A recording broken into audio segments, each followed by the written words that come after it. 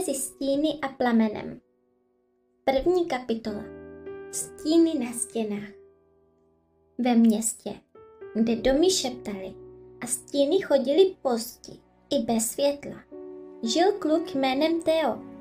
Nebyl ani velký, ani malý, neutíkal nejrychleji, neuměl zpívat a často zapomínal i úkoly.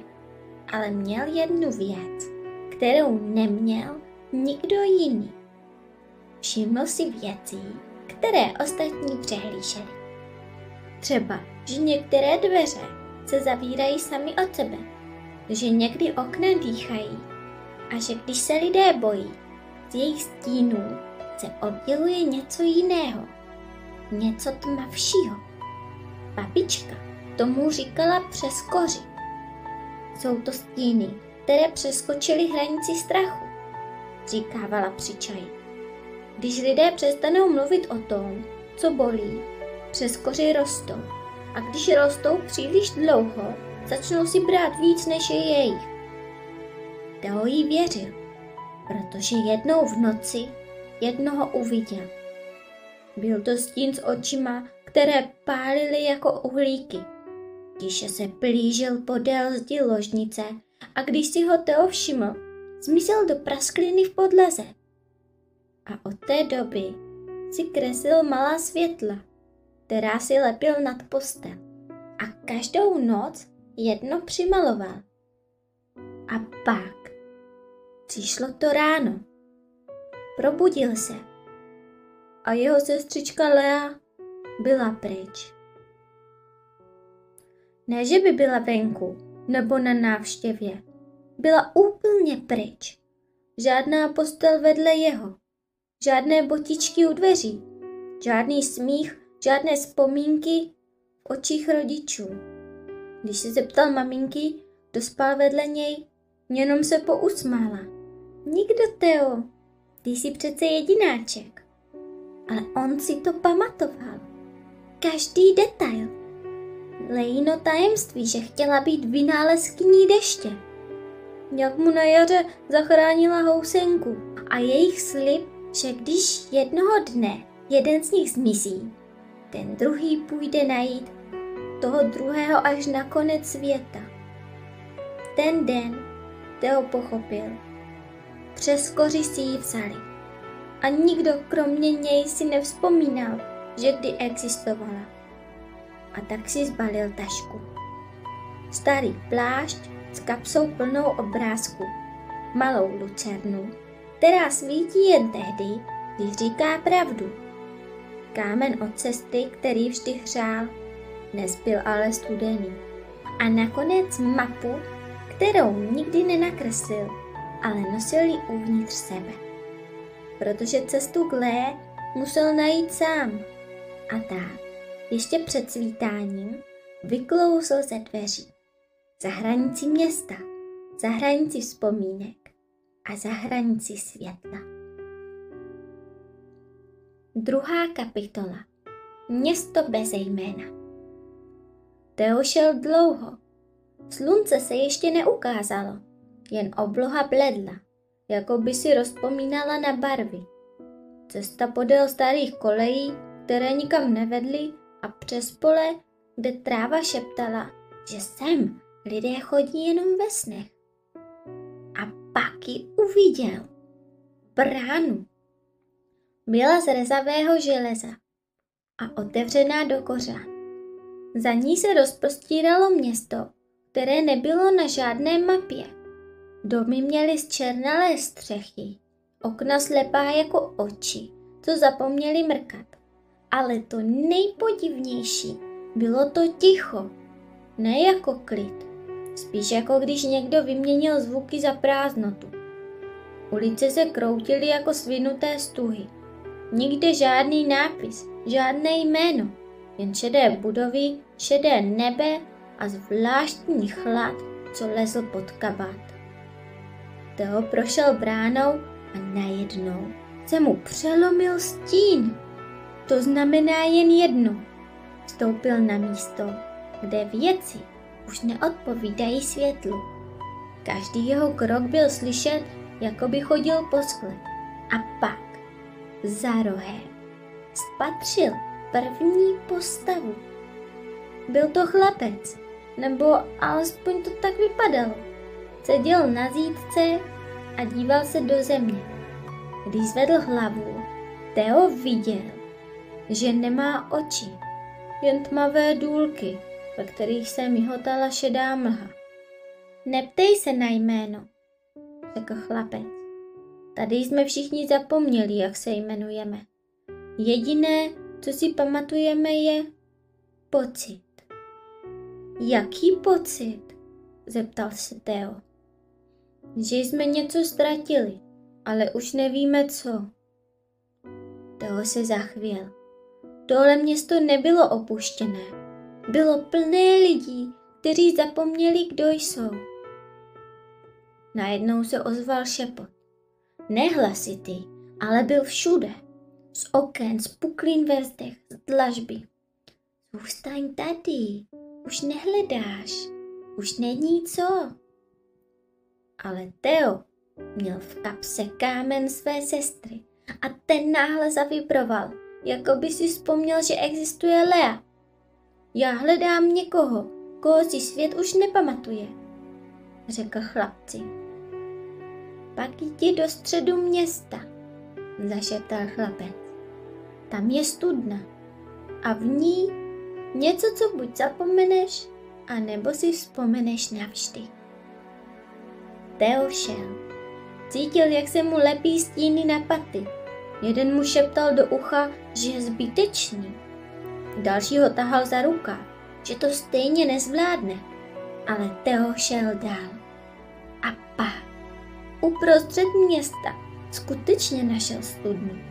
Neměla žádný kladkostroj, žádné vědro, jen otvor do tmy. A na jejím okraji bylo vyryto. Řekni pravdu a studna ti odpoví. Theo si přiložil lucerničku od sestry k srdci. Ta se rozsvítila. Poprvé od chvíle, kdy Lea zmizela. A tak se naklonil nad studnu a řekl. Nejvíc se bojím, že si i já na ní jednou přestanu pamatovat. Ticho. A pak ze studny zazněl hlas. Dívčí známý.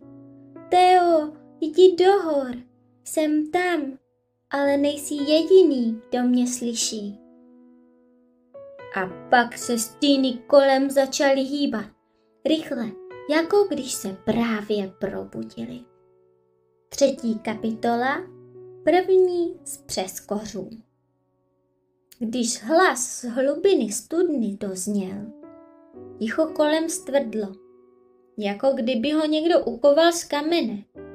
Theo cítil, jak se mu na krku zachvěl vzduch a pak ho zahlédl. Stín se oddělil od zdi. Pomalu, jako když se rozlévá inkoust ve vodě, se začal formovat. Nejdřív jen tmavá silueta, pak ramena, pak paže, které nebyly úplně lidské. Prsty byly příliš dlouhé a z místa, kde měla být tvář, kapal inkoust. Přeskoř. Jeho stín byl jiný než ostatní. Nevrhal se stejným směrem jako světlo. Otáčel se zatém, jako by šel vlastním životem. Ty jsi ten, co si pamatuje, promluvil stín. Hlas měl tekutý a klouzavý, až nepříjemně klidný. A zbytečně, všichni zapomněli. Tvoje sestra je jen otisk, jako sen, co vypledne ráno. Není, řekl Theo tiše. Lucerna, kterou držel, se slabě rozsvítila. Přeskoř zasyčel. Ten plamen zhasne, vždycky zhasne. A pak se pohnul. Nešel, ale klouzal. Najednou byl u něj. Skláněl se nad ním jako kouřová hora. Zblízka Theo viděl, že jeho tělo je tvořené slovy. Temnými větami šeptanými v nocích, když si lidé nevěří. Jsem selhání, stejně tě opustí. Nikdy nebudeš dost, tak už to vzdej. Bylo to jako dívat se do zrcadla strachu. Theo udělal krok zpět a pak zavřel oči. Ne proto, že se bál, ale protože si vzpomněl na Lane smích, na její vymyšlená jména pro mraky, na to, jak ho držela za ruku, když měl horečku. A ta vzpomínka zahřála jeho dlaň. Kámen v kapse začal zářit a lucerna v jeho druhé ruce vzplála. Ne velkým plamenem, ale čistým, klidným světlem. A v tom světle se přeskoř začal rozpadat. Jeho tělo se třáslo, slova si ztrácela a on ustupoval zpět do praskliny, odkud přišel. Zanechal za sebou jen popsaný lístek. Theo ho zvedl a bylo na něm napsáno: První zkouška, nepodlehnout šeptání. Theo chvíli stál a zhluboka dýchal. A pak si uvědomil, že už není sám. Na okrajích ulice se objevily postavy. Lidé z města, ti bezejmenní, všechny to byly děti, když ho pozorovali. A jeden z nich, ten bez očí, udělal krok vpřed. Vzpomněl sis, za to ti děkujeme a varujeme. Každý další přeskoř bude silnější. A kam teď? Zeptal se Theo. Do hor, tam, kde stíny nemají kam ustoupit. Ale bude to opravdu čím dál těžší. 4. kapitola. Cesta do ticha. Theo opustil město beze jména, když se obloha začala zatahovat. Ne na déšť, ale na mlčení. Jak stoupal do kopců, vše kolem začínalo být podivně stlumené. Ptáci přestali zpívat, větve se nehýbaly. Vítr jakoby zadržel dech. Země mlčela. Cesta vedla kamenitým údolím, lemovanými holými stromy, které vypadaly, jako by sami zapomněli, co znamená růst. Když šel dál, Theo si všiml, že jeho kroky přestaly dělat zvuk. Ani šustění trávy, ani škrábání podrážek o kámen. Nic. Na krku mu visela lucerna. Světlo v ní pořád žhnulo, ale i ono se zdálo tlumené a slabší. Theo byl sám a jeho myšlenky se začaly vracet. Co když přeskoři mají pravdu? Co když Lea opravdu nebyla skutečná? Co když jdu jen do prázdna? Mlčení kolem, jako by ho přitahovalo dovnitř sebe. Každý krok byl těžší. A pak se stalo něco zvláštního. Z mlhy vystoupila brána z černého skla. Žádný nápis, žádný klíč. Jen výjev nad ní.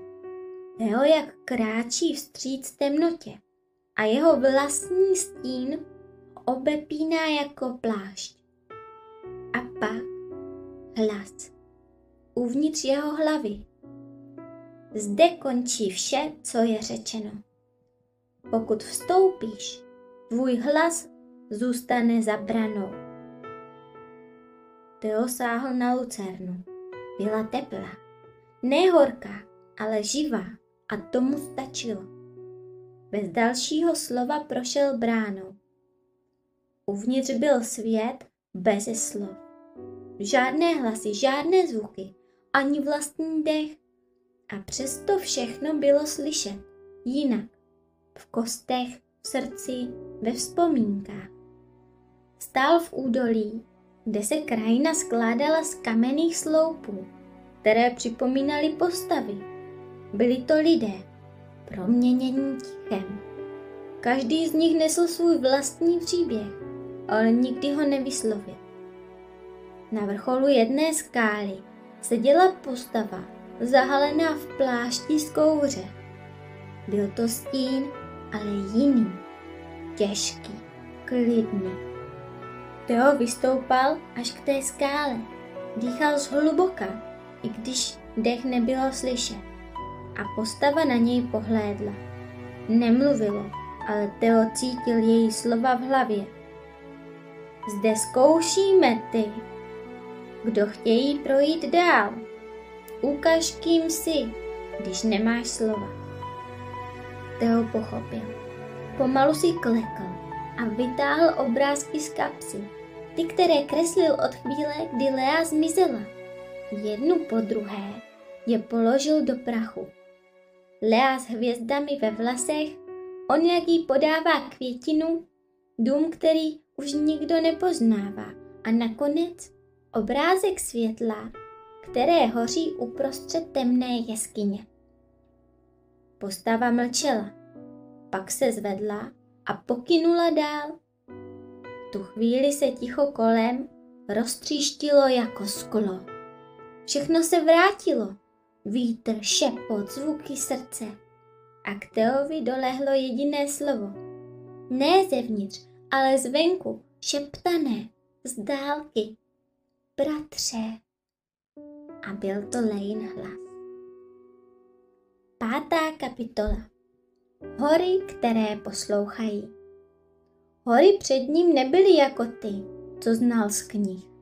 Neměly vrcholky zasněžené, ani stezky pro poutníky. Byly holé, rozpraskané a z dálky vypadaly, jako by se snažili mluvit. Rozeklanými skalami, puklinami, ze kterých unikal dým.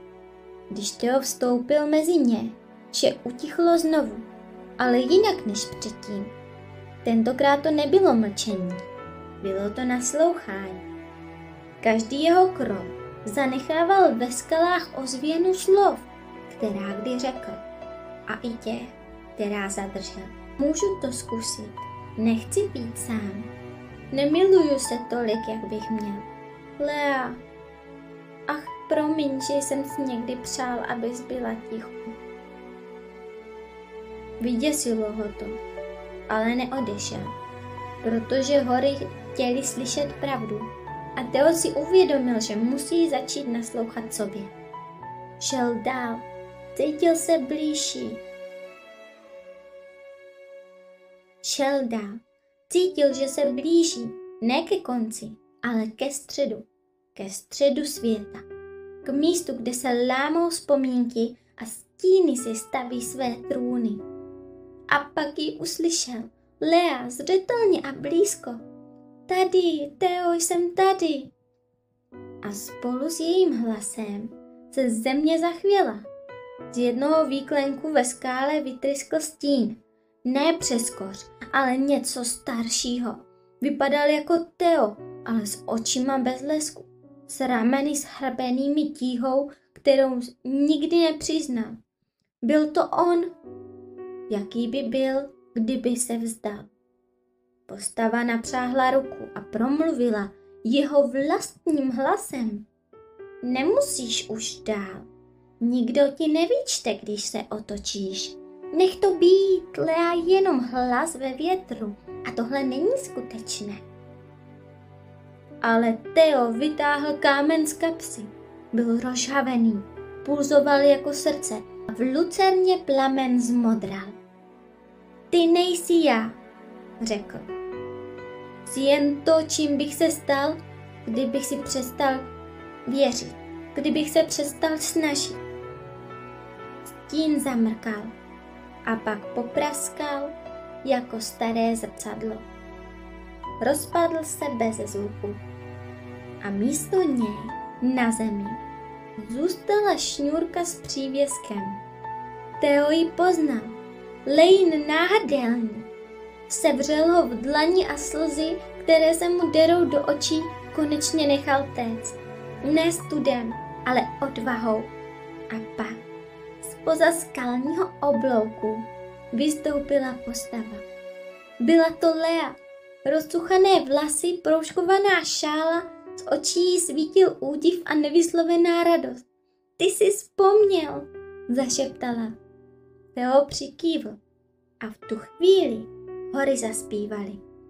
Ne slovy, ale čistým průzračným tónem, který se nesl dál přes všechny stíny, města beze jména i ztracené duše. Jako světlo, jako návrat. A více se, milí čtenáři a posluchači, zjistíte v další kapitole, která nese název Lea, dívka, na kterou svět zapomněl. Tak se budu těšit.